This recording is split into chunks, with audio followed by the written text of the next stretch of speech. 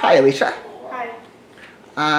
So we're here to film you today for a video testimonial on how your son Alexander is doing at Creative Kids Preschool Academy. Yeah. So I'm going to ask you a series of questions, Okay.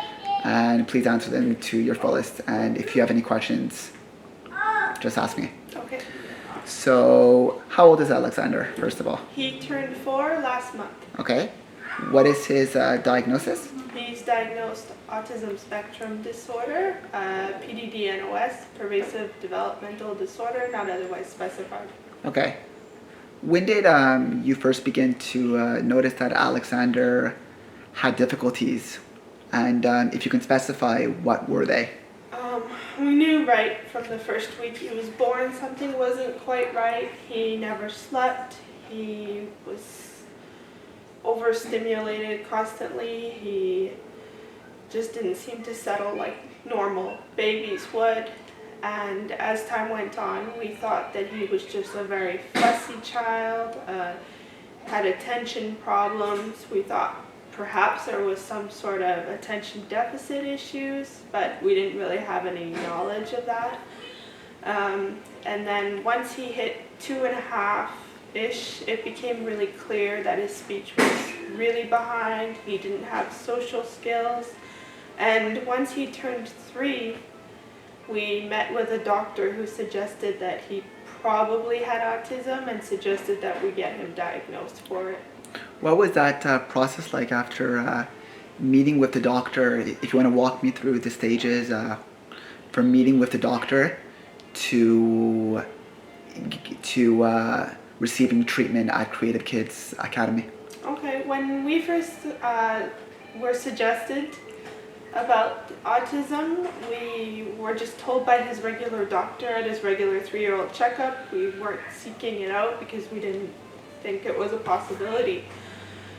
Once she did that, she gave us a referral to a pediatrician.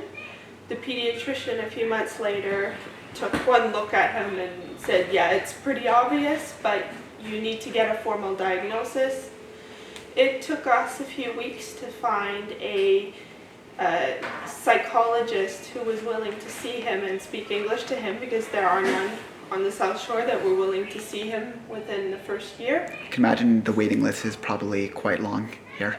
It's 2 to 3 to 4 years out here in Saint Jean, and it's around 2 to 3 years on other parts of the South Shore, and that's in French. What is the age early intervention is paid up to by the Quebec government? Age 6. And by then it could possibly be too late to receive treatment. It almost certainly is. So you're faced with a child with autism, 2.5, 3 years old. They put you on a waiting list to be assessed. That could be 1 year. Yeah. And then a waiting list to receive services, 1 to 2 years. And then... And that's assuming your child gets service in French. If it's in English, there's no way you'll get it before then.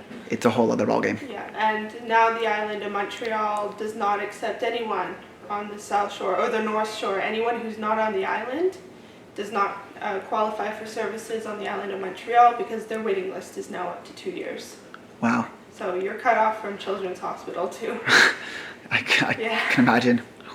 So the pediatrician, they give you, he or she would give you a referral. Yes. To be assessed by a psychologist. The psychologist says, okay, this is ASD. Well, the pediatrician gives you a referral to a public psychologist, which is another 2 to 3 year wait. We had to go private because it just wasn't possible to wait that long. It's we would costly. have aged out of services by then. And it's costly, I can imagine, to go for a private assessment. Almost $2,000. Wow. And that was in Saint-Hyacinthe, was the closest psychologist that was willing to see him in English. Wow. So you get you receive the diagnosis. Mm-hmm. Where do you go from there? How do you choose between going private or public? We got the suggestion from the original doctor in June when he was 3, so that was June 2013. We managed to get the private diagnosis towards the end of December 2013. That was as soon as you could possibly get it. And from there, she made a 15-page diagnosis with suggestions for therapy and this and that. Then we had to apply for disability. We applied for the SRSOR program, and we've been on that waiting list ever since.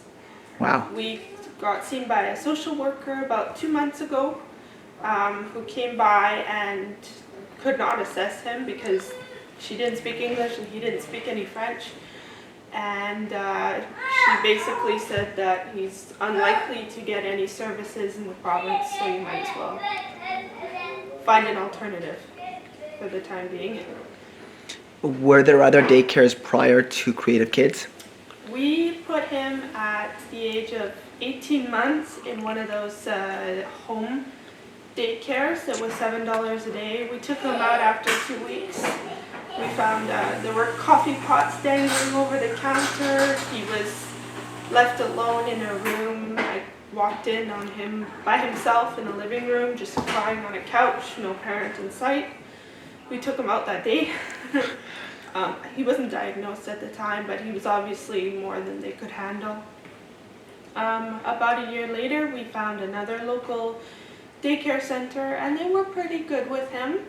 They were understanding that he was challenging. They had no idea of any diagnosis. We didn't either at the time.